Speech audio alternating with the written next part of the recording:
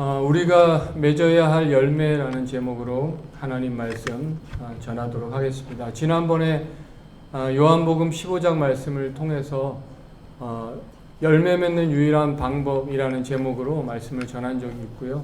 오늘 그 후속편이고 결정판이다 이렇게 생각하시면 좋을 것 같습니다.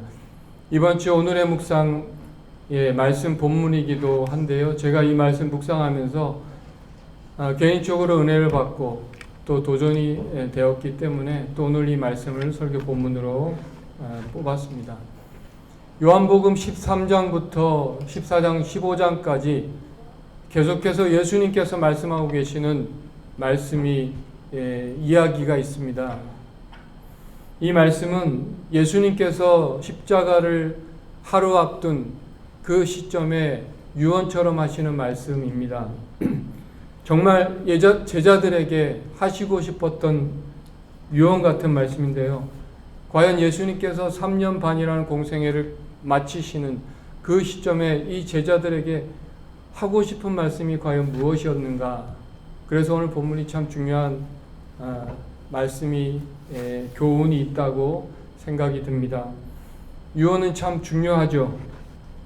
요한은 의도적으로 이 말씀을 중요한 곳에 배치를 하고 있습니다. 그래서 요한복음이 성경의 성서라고 한다면 이 말씀은 바로 또한 요한복음의 지성소라고 할 수 있는 말씀이라는 말씀을 또 드렸죠. 15장 전반부를 요약하면 오늘 15장 1절에 보니까 이런 말씀이 있습니다. 나는 포도나무요 너희는 내 아버지는 농부라. 나는 포도나무요 내 아버지는 농부라는 말씀이 있는데요. 제가 지난번에 말씀드렸지만 이 포도나무는 유일하게 쓸모 있는 것이 바로 열매뿐이라는 말씀을 드렸습니다. 보잘것없는 줄기라 할지라도 열매를 맺히면 가치를 인정받게 된다는 말씀을 드렸는데요. 한 가지 질문하고 싶은 것은 과연 이 가지가 포도나무에 붙어있기만 하면 무조건 열매를 맺을 수 있는가 하는 것입니다. 2절에 보니까 이런 말씀이 있습니다. 같이 한번 읽어주시겠습니까? 2절입니다. 무릇 내게 붙어있어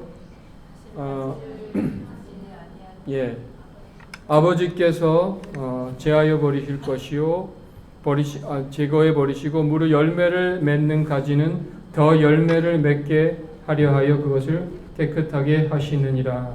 오늘 본문에 보니까 열매를 맺지 못하는 나무도 가지가 있다라는 것입니다. 이 열매 맺지 못하는 사람은 바로 유대 종교 지도자들 같은 육신적 이스라엘을 의미하는 것입니다. 이 사람들에게는 열매가 없었어요. 이 열매란 무엇입니까? 지난번에 말씀드렸지만 예수 그리스도와 연합함으로 얻게 되는 사랑의 열매, 육신적 성품의 예수님의 성품의 열매를 말한다는 말씀을 드렸습니다.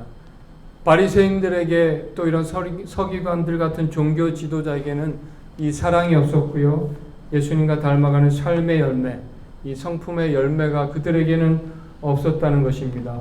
어떻게 이러한 일이 가능했는가? 그들의 열매로 그들을 안다라는 말씀이 있습니다. 15장 4절에 보니까요. 4절에 보니까 내 안에 거하라 나도 너희 안에 거하리라. 가지가 포도나무에 붙어있지 아니하면 스스로 열매를 맺을 수 없음같이 너희도 내 안에 있지 아니하면 그러하리라. 이런 말씀이 있습니다. 어떻게 하면 열매를 많이 맺는다고요? 내 안에 있으면, 내 안에 거하면 열매를 많이 맺는다. 그러므로 그들에게 열매가 없다라는 것은요, 그들이 주님 안에 거하지 않았다라는 것을 증명하는 것입니다. 주님 안에 거할 때 열매를 맺습니다. 주님 안에 거한다는 것이 뭘까요? 7절 말씀에 보니까 너희가 내 안에 거하고 내 말이 너희 안에 거하면 무엇이든지 원하는 대로 구하라 그리하면 이루리라. 이런 말씀이 있습니다. 내 말이 내 안에 거한다. 이 말은 바로 예수님의 말씀을 의미하는 것인데요. 단지 예수님의 말씀이 우리 안에 거한다는 말은 단지 그 말씀을 읽는 것 정도가 아니라 그 말씀이 내 삶에 영향력을 미친다라는 것입니다. 자녀를 키우다 보면 자녀한테 너 10시까지 들어와라 그랬는데 자녀가 알았습니다 했는데 10시까지 안 들어왔어요. 그리고 물어보면 너 왜 10시까지 안 들어왔냐? 그러면 제가 언제 알았다고 했지 들어온다고 했습니까? 이렇게 말하는 자녀가 있습니다. 이것은 그 말이 그 자녀에게 영향을 못 미친다라는 거죠. 그리고 원하는 대로 구하라 그리하면 이루리라. 구할 때 이루어지는 소통이 있는 그런 관계, 바로 기도하는 삶이죠. 기도할 때 주님의 마음을 알게 되는 것입니다. 결국 말씀과 기도로 우리는 주님과 연합하는 삶을 살게 된다. 그리고 그것이 또한 그리스도 연합을 이루는 방법이라는 것입니다. 지난주에 만난 집사님은 이런 말씀을 하십니다. 기도와 말씀을 가까이 하시는 분인데 기도하면 할수록 교만해지는 모습을 느끼게 된다라는 것입니다. 이 기도의 부작용이 있는데요. 그래서 기도하고 말씀을 많이 보는 사람 중에 겸손한 사람을 사실 찾기가 힘든 것이 사실입니다. 그것은 기도와 말씀을 해야 되는 이유를 잘 모르기 때문이다. 그 목표를 잘 모르기 때문이라는 생각을 하게 됩니다. 기도와 말씀을 가까이 하는 이유는 바로 오늘 본문처럼 그리스도와 연합하여 사랑의 열매를 맺기 위해서라는 것입니다. 예수님의 성품의 열매를 맺기 위해서 우리는 그리스도와 연합해야 된다. 그런데 이 사랑의 열매가 없다면 이 기도와 말씀은 아무 의미가 없습니다. 결국 자신을 높이고 교만하게 만드는 도구에 불과하고요.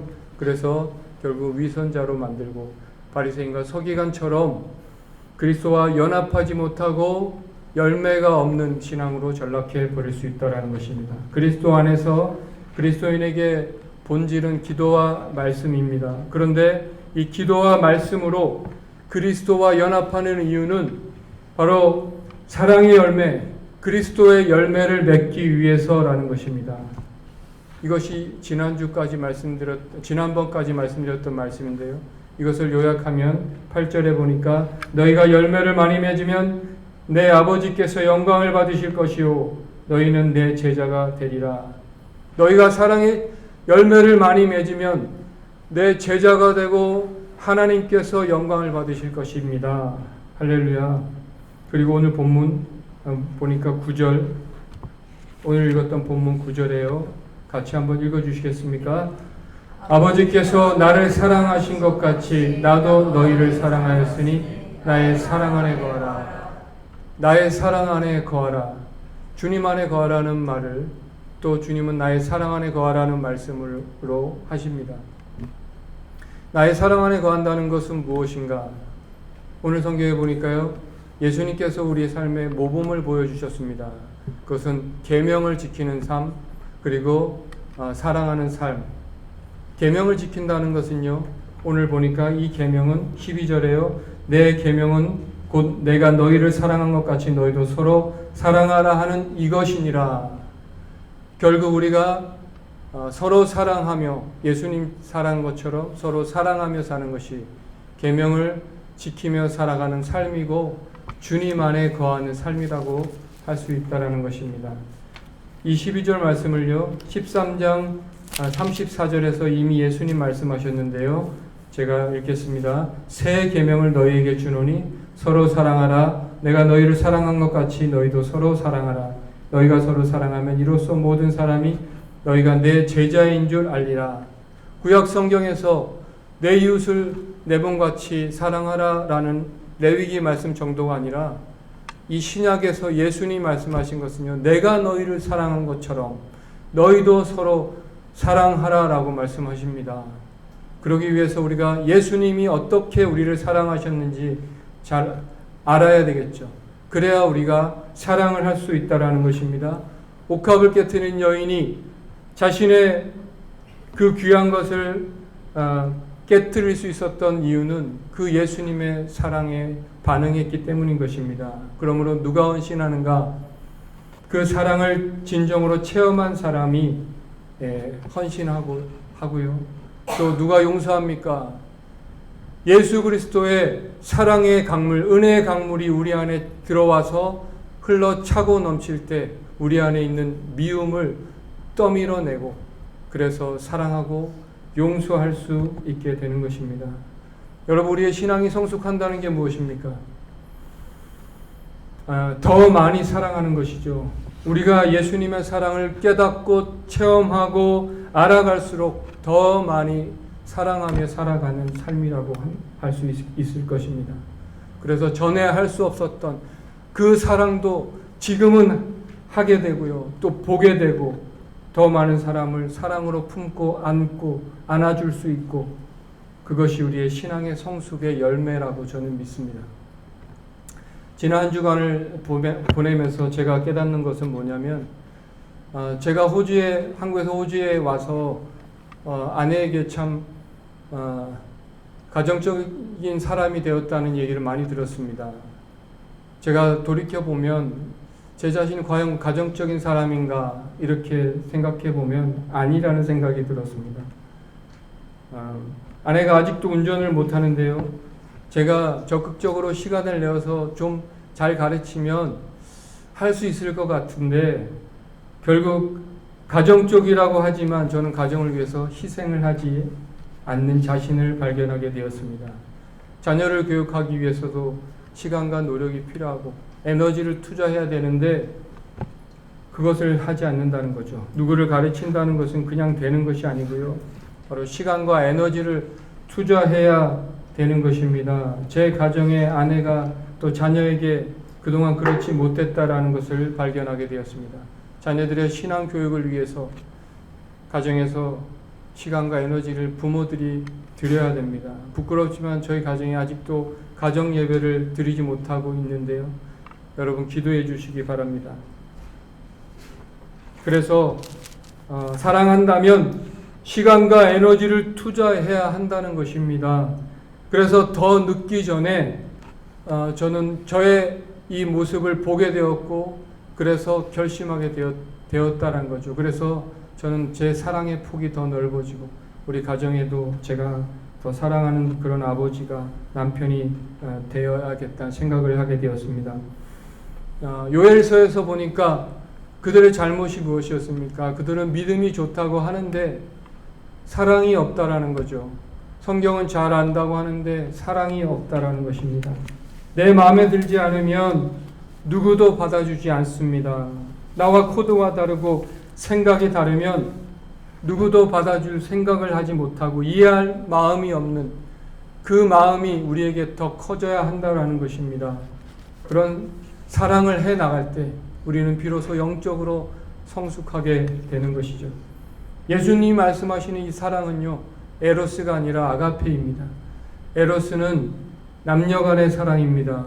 감정이 생길 때, 그 스파크가 튈 때 하는 사랑이라고 한다면, 아가페 사랑은 무조건적인 사랑이고요. 감정이 없을 수도 있고, 오히려 나를 미워하고, 사랑하기 힘든 사람조차도 내가 사랑하고 품고 나아가는 것이 바로 이 아가페의 사랑인 것입니다.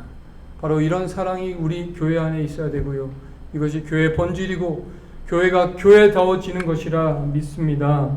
세상 사람들은 점점 이기적으로 변해가고 이기적인 사랑을 하는 이 시대에 우리가 그리스도인으로서 예수님처럼 희생적인 사랑을 할 때 세상과 구별되고 그런 구별된 그리스도인의 삶을 살게 되는 것입니다. 교회는 코드가 다르고 생각이 다른 사람들이 많이 모여 있는 곳이고요. 그 사람들을 품고 사랑하려고 애쓰면서 우리의 신앙이 성숙해 간다라는 것을 우리는 잊지 마셔야 합니다. 바로 예수님께서 그런 사랑을 우리에게 보여주셨습니다. 자신을 배반하고 저주하는 이 제자들을 끝까지 품고 안으셨고요. 십자가를 지러 가시면서도 자신을 모욕하는 그 사람들을 위해서 기도하셨던 분이 바로 예수님이셨습니다.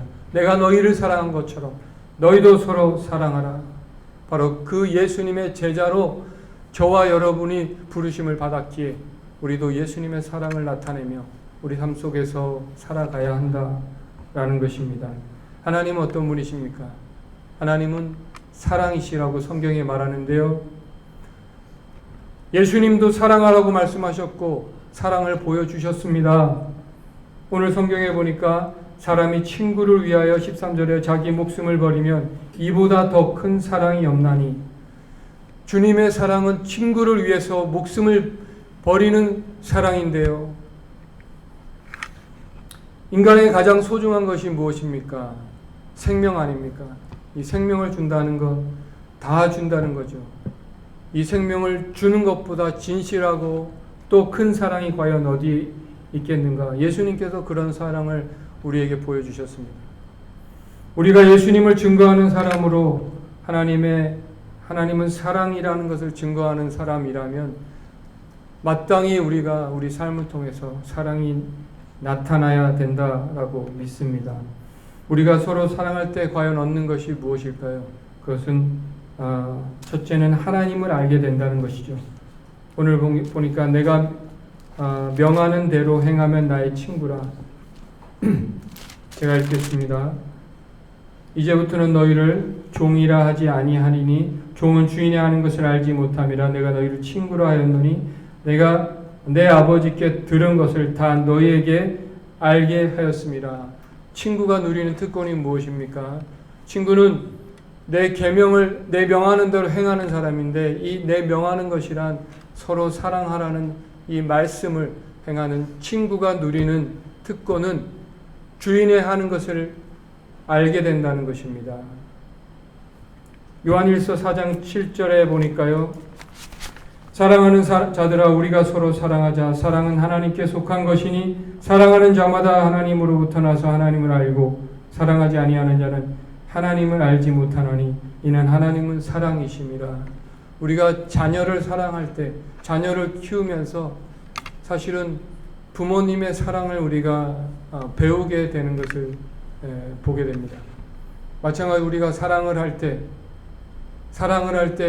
이 사랑을 알게 되고요. 보이지 않는 하나님을 보이는 사람을 사랑하지 않는데 어떻게 보이지 않는 하나님을 사랑할 수 있겠습니까? 그래서 정말 서로 사랑하면서 하나님의 사랑을 알게 되시는 그런 저와 여러분 되시기를 바랍니다. 두 번째는요. 내가 이것을 너희에게 이름은 내 기쁨이 너희에게 있어 너희 기쁨을 충만하게 하려 함이라. 예수님께서 이제 십자가를 지셔야 하는데 이 죽음의 공포가 얼마나 크셨겠습니까? 그런데 예수님은요. 내 안에 지금 기쁨이 충만하다라는 말씀을 하시고 계시다라는 것이죠. 어떻게 이것이 가능할 수 있는가? 바로 예수님께는 하나님 사랑 또 이웃 사랑의 마음이 가득했기 때문이라고 생각합니다. 온전한 사랑은 두려움을 내어 쫓는다. 사랑은 죽음보다 강하다라고 아가서에서는 고백하고 있는 것입니다. 그래서 우리의 기쁨은 환경에 좌우되는 것이 아니고요. 바로 관계에 좌우되는 것입니다. 하나님과의 관계, 또 사람과의 관계, 특별히 우리가 하나님과의 관계 속에서 이 변함없는 하나님과 관계 속에서 우리는 기쁨을 누릴 수 있다. 사도 바울이 빌립보 감옥에서도 그가 기뻐할 수 있었던 이유는요. 그는 하나님을 사랑했고 또 빌립보 성도들을 향한 깊은 사랑이 있었기 때문이라고 생각합니다. 그러므로 기쁨은 사랑할 때 주어지는 것입니다. 왜 그렇습니까? 사랑보다 더 서로 간에 좋은 관계가 없기 때문이죠. 서로 사랑하는 것만큼 좋은 관계가 없기 때문에. 16절 말씀입니다. 16절 말씀. 너희가 나를 택한 것이 아니요 내가 너희를 택하여 세웠나니 이는 너희로 가서 열매를 맺게 하고 또 너희 열매가 항상 있게 하여 내 이름으로 아버지께 무엇을 구하든지 다 받게 하려 함이라. 우리를 택하신 이유가 무엇인가? 열매를 맺게 하려 함이라. 농부가 가장 원하는 것은 열매입니다. 가지치기를 하는 이유가 무엇인가? 열매를 맺기 위해서. 특별히 사랑의 열매. 우리가 사랑의 열매를 많이 맺힐 때 예수님의 사랑이 증거될 것이고요. 우리가 제자가 되고 하나님께서 영광을 받으실 줄 믿습니다. 우리가 기도하고 말씀을 보는 것은요. 하나님과 친밀함이 쌓이는 것이고 그래서 그리스도와 연합하는 것이고 그러므로 열매를 맺혀지게 되는 것입니다.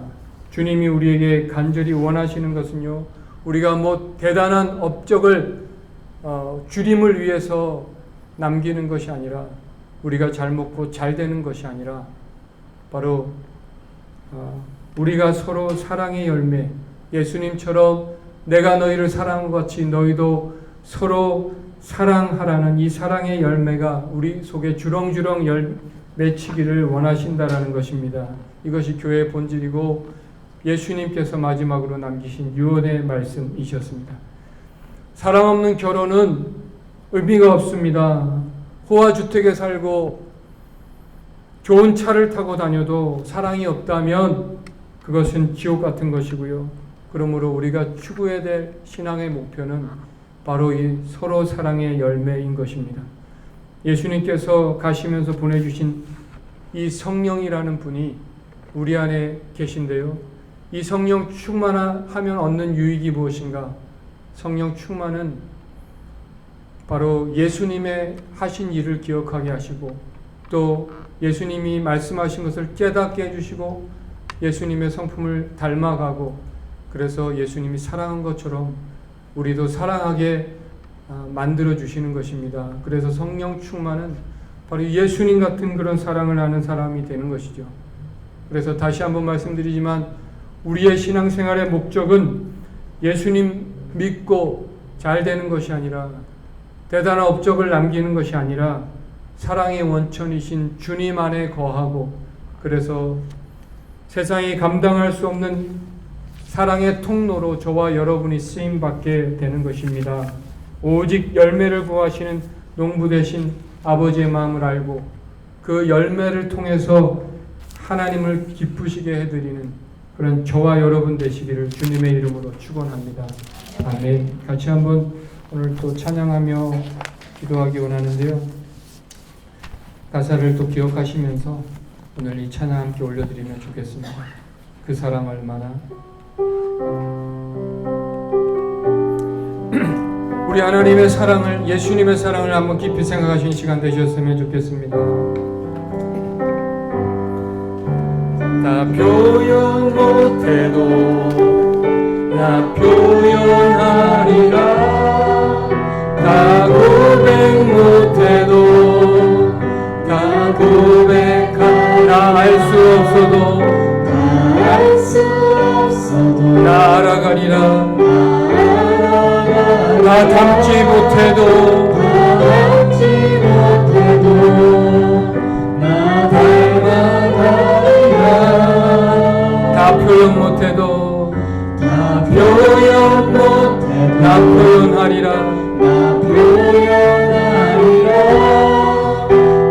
고백 못해도 나 고백하리라.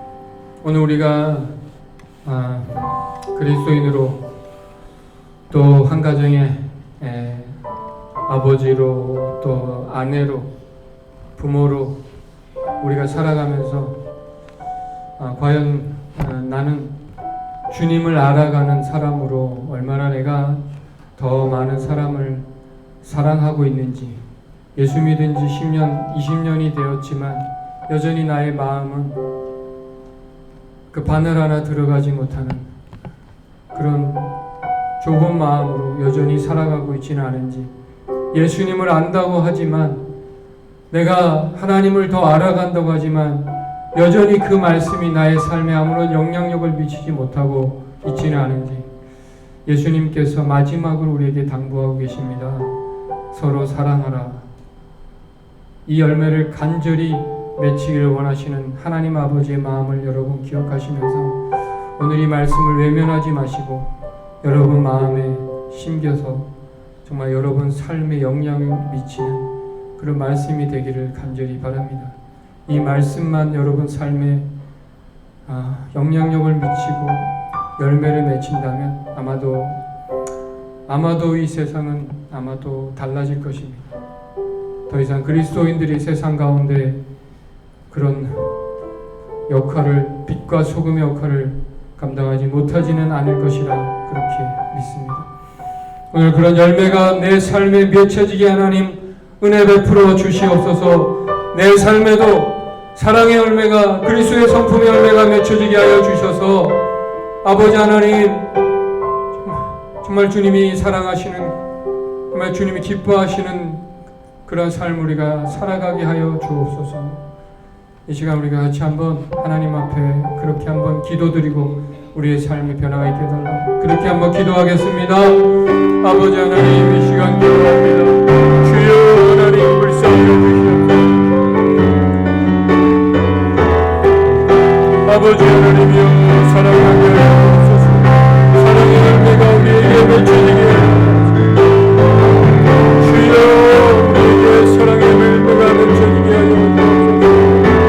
아버지, 여전히 변하지 않는 우리의 역사, 아버지 그 말씀이 우리 가운데 있게, 주여 말씀이 우리 가운데 있게, 주님 우리의 삶을 무엇보다 달라지게 하여 더 많이 사랑하고 더 많이 용서하고 더 많이 아버지 그렇게 살아갈 수 있도록 은혜를 불쌍히 주여 우리를 그렇게 만들어 주옵소서. 아버지 하나님, 그렇게 만들어 아버지 하나님, 주님 그렇게 만들어 주옵소서. 주님 그렇게 만들어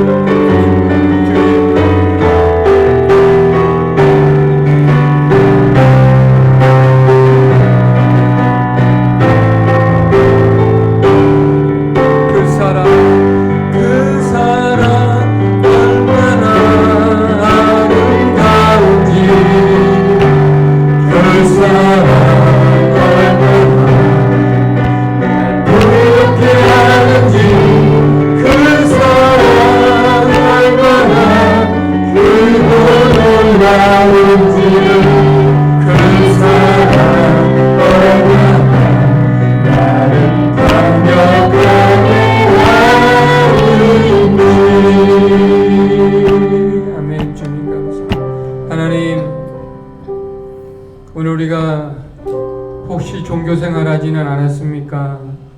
하나님, 내가 교회는 나오고 또 헌금도 하고 말씀도 보고 기도를 드리는데 여전히 내 삶에 아무런 열매가 없지는 않습니까? 하나님, 우리가 잘못된 목표를 가지고 살지 않게 하여 주옵소서. 예수님은 우리에게 이 사랑의 열매를, 서로 사랑의 열매를 맺히라고, 내가 너에게 이것을 이루면 서로 사랑하게 하려 함이라고 주님 마지막에 말씀하셨습니다. 오늘 그 말씀을 우리 마음에 새겨 듣게 하시고, 사랑이 없으면 아무 소용이 없다고 천사의 말을 하고, 또 아버지 방언을 할지라도, 산을 옮길 만한 믿음이 있을지라도 사랑이 없으면 아무것도 아니라고 그렇게 말씀하신 것처럼, 하나님, 우리가 종교 행위를 하지 않게 하여 주옵소서. 좀 우리 삶에 그런 열매들이 주렁주렁 맺혀져서 우리가 그리스도와 연합되어 있다라는 것을 증명하게 하시고 주님 안에 거하는 사람임을 그것으로 증명해낼 수 있는 그런 믿음의 사람들이 다 되게 하여 주옵소서. 오늘 이 말씀을 통해서 다시 한번 우리 삶의 변화가 일어나는 그런 터닝 포인트가 되기를 간절히 바라며 예수님의 이름으로 기도드립니다. 아멘.